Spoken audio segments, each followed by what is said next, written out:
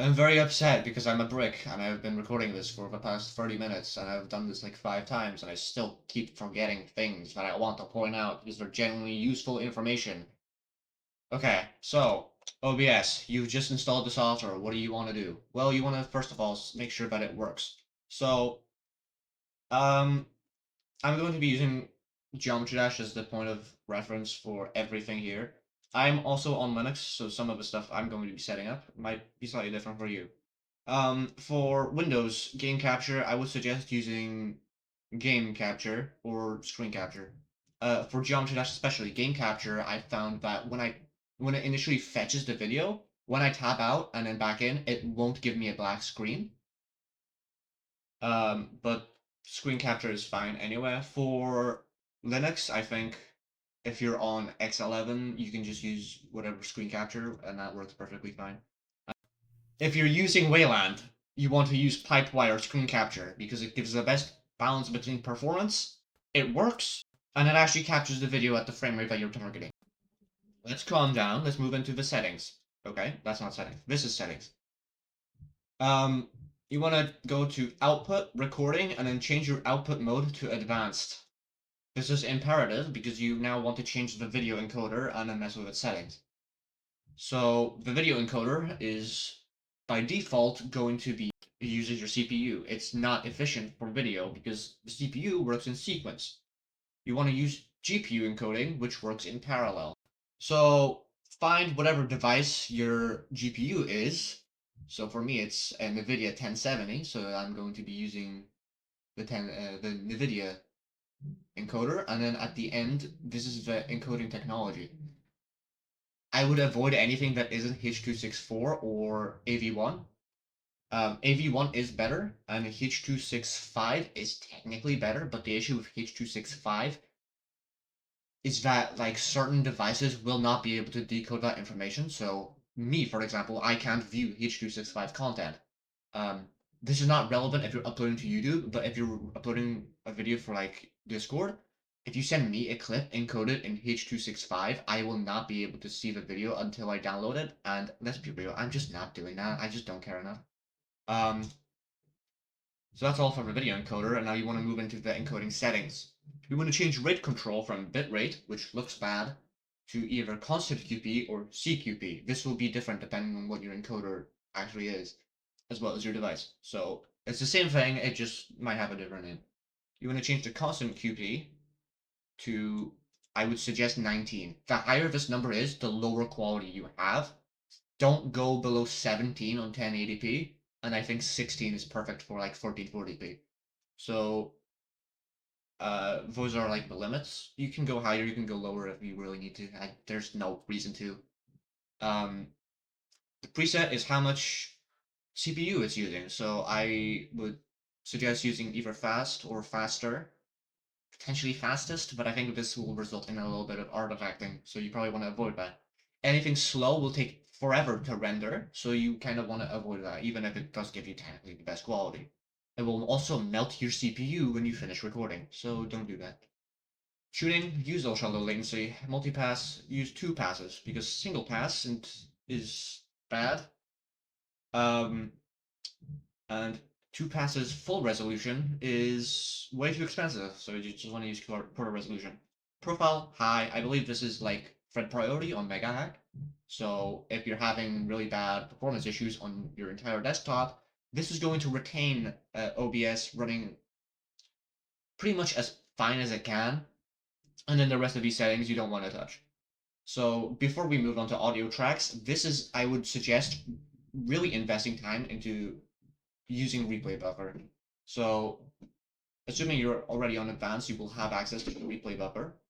So you want to enable the replay buffer, and I would suggest using 10 minutes or 600 seconds for the replay buffer memory. Now, I think most completions will be fine with just 5, but I like having the safety net, and it also makes your records look a bit more legit. So this basically prevents you from recording for 30 years.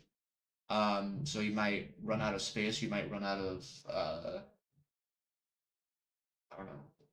This is just more like efficient, I guess, because you don't have to clip your entire session. You can just clip like 8 minutes of when you were ram your head against a wall, and then the 2 minutes of the clip where you actually beat it and your reaction, and that's perfectly fine for like list records, including raw footage. So this is raw footage. So this will cut your raw footage down from like 10 gigabytes to 2. It's really nice. So you want to use that, and while on the topic of that, you want to assign a start and stop keybind. Not a start and stop, sorry. Save replay. This is what you want. I have mine to super, which is the Windows key, and Z. So every time I press Windows plus Z, it will clip the last 10 minutes of what happened. So when I beat a level, I press Windows and Z, and it gives me my completion, and that's really nice. So you want to set that up, because this is really useful. It's like this Shadowplay can do the same thing, but so can OBS, and OBS is better. So you should just use that. Okay, so that's all of the recording settings that I want to go over, and now we're going to move on to the audio settings. So first of all, you want to make sure that you're using the right audio channels, or audio devices, sorry. So I'm on Linux, so I'm going to use Taboo Control. However, for you on Windows, I believe you can just right-click the sound menu and it will bring up audio properties, which should be roughly the same concept as this. So default should normally cache whatever you're using anyway, but in the event that it doesn't, or you have multiple devices, you can look at the name here, and this will roughly line up with Windows, so it doesn't matter. And then select in here. And then same thing for this. I don't have any other devices, so most of these are just disabled. So now that you have the audio devices set up, if you click OK, it will update down here. So we're not finished with this yet, but now you can, if you have more than 2 devices, for example, you will see that it now detects 2 or more devices. You can test this by obviously trying to run audio on either device. But now it's time for audio tracks. This is probably what most people came here for, and I will leave it printed. Sorry, audio tracks. So normally you would want to have 2. I have 3 because I want my third audio track to be both my desktop and mic audio combined. So you just click however many of these you want selected. So obviously if I wanted to have 4, I would put a check mark on the 4th. I don't, so I have 3, and if I check here, I will now be able to use these tracks. So these will be like the first, second, third, and then I don't have anything past that. So these are not gonna, it doesn't matter what I do here, these aren't gonna ever show up. So on the left you have the name of the track, so obviously I want this on my first. Then I have my mic and aux, so this is going to be your clicks. So desktop is going to be the game audio, mic aux is going to be your raw clicks separated from the audio. So that's that.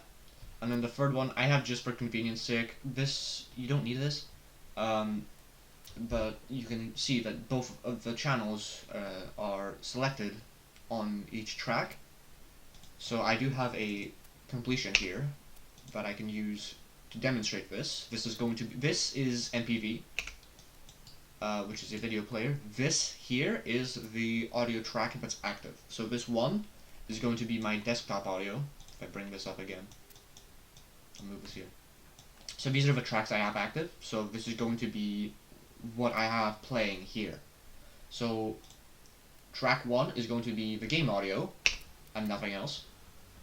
So that's currently the level song. These are going to be my inputs, because this is the second audio track, which is just in my mic. Beautiful. And now you can submit records to Pointercrate. And now the third one I have just for convenience sake. Again, this is just for viewing.